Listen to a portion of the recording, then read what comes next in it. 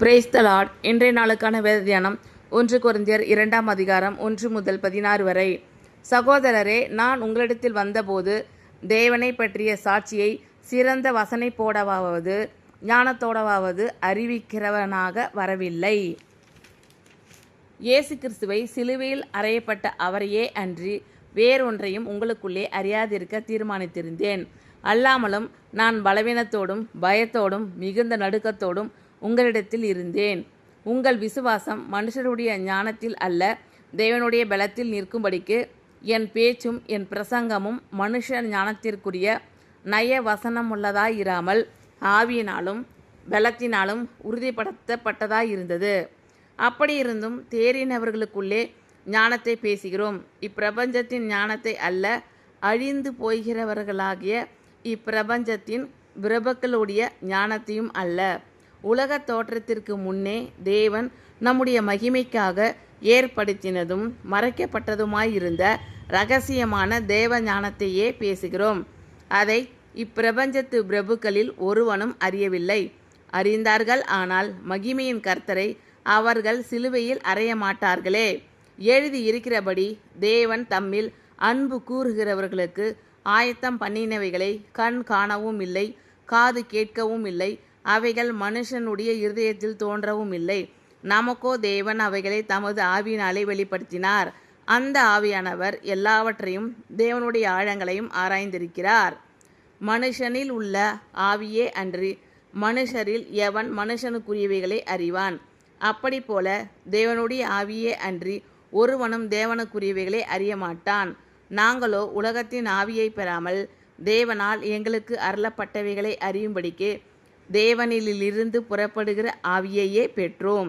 அவைகளை நாங்கள் மனுஷ ஞானம் போதிக்கிற வார்த்தைகளாலே பேசாமல் பரிசுத்த ஆவி போதிக்கிற வார்த்தைகளாலே பேசி ஆவிக்குரியவைகளை ஆவிக்குரியவைகளோடு சம்பந்தப்படுத்தி காண்பிக்கிறோம். ஜென்ம சுபாவமான மனுஷனோ தேவனுடைய ஆவிக்குரியவைகளை ஏற்றுக்கொள்ளான். அவைகள் அவனுக்கு பைத்தியமாக தோன்றும். அவைகள் ஆவிக்கேற்ற பிரகாரமாய் ஆராய்ந்து நிதானிக்கப்படுகிறவைகள் ஆனதால் அவைகளை அறியவும் மாட்டான். ஆவிக்குரியவன் எல்லாவற்றையும் ஆராய்ந்து நிதானிக்கிறான். ஆனாலும் அவன் மற்றொருவனாலும் ஆராய்ந்து நிதானிக்கப்படான். கர்த்தருக்கு போதிக்கத்தக்கதாக அவருடைய சிந்தையை அறிந்தவன் யார்?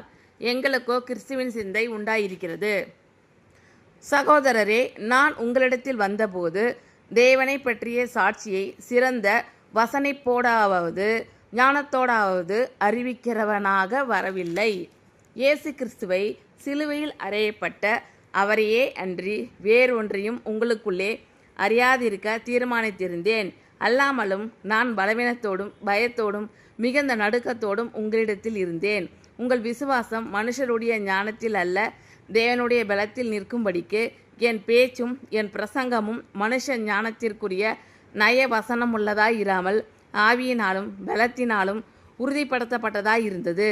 அப்படியிருந்தும் தேறினவர்களுக்குள்ளே ஞானத்தை பேசுகிறோம். இப்பிரபஞ்சத்தின் ஞானத்தை அல்ல, அழிந்து போகிறவர்களாகிய இப்பிரபஞ்சத்தின் பிரபுக்களுடைய ஞானத்தையும் அல்ல.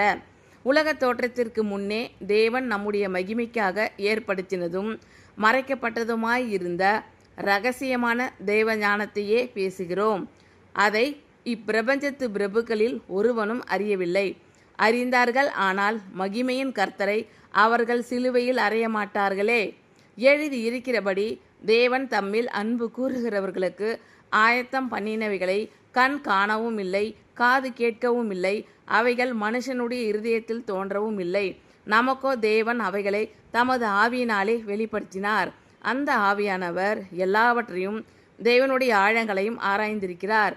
மனுஷனில் உள்ள ஆவியே அன்றி மனுஷரில் எவன் மனுஷனுக்குரியவைகளை அறிவான்? அப்படி போல தேவனுடைய ஆவியே அன்றி ஒருவனும் தேவனுக்குரியவைகளை அறிய மாட்டான். நாங்களோ உலகத்தின் ஆவியை பெறாமல் தேவனால் எங்களுக்கு அருளப்பட்டவைகளை அறியும்படிக்கு தேவனிலிருந்து புறப்படுகிற ஆவியே பெற்றோம். அவைகளை நாங்கள் மனுஷ ஞானம் போதிக்கிற வார்த்தைகளாலே பேசாமல் பரிசுத்த ஆவி போதிக்கிற வார்த்தைகளாலே பேசி ஆவிக்குரியவைகளை ஆவிக்குரியவைகளோடு சம்பந்தப்படுத்தி காண்பிக்கிறோம். ஜென்ம சுபாவமான மனுஷனோ தேவனுடைய ஆவிக்குரியவைகளை ஏற்றுக்கொள்ளான். அவைகள் அவனுக்கு பைத்தியமாக தோன்றும். அவைகள் ஆவிக்கேற்ற பிரகாரமாய் ஆராய்ந்து நிதானிக்கப்படுகிறவைகள் ஆனதால் அவைகளை அறியவும் மாட்டான். ஆவிக்குரியவன் எல்லாவற்றையும் ஆராய்ந்து நிதானிக்கிறான். ஆனாலும் அவன் மற்றொருவனாலும் ஆராய்ந்து நிதானிக்கப்படான். கர்த்தருக்கு போதிக்கத்தக்கதாக அவருடைய சிந்தையை அறிந்தவன் யார்? எங்களுக்கோ கிறிஸ்துவின் சிந்தை உண்டாயிருக்கிறது. ஆமென். Thank you Lord. கர்த்தர் உங்கள் அனைவரையும் ஆசீர்வதிப்பாராக. God bless you all.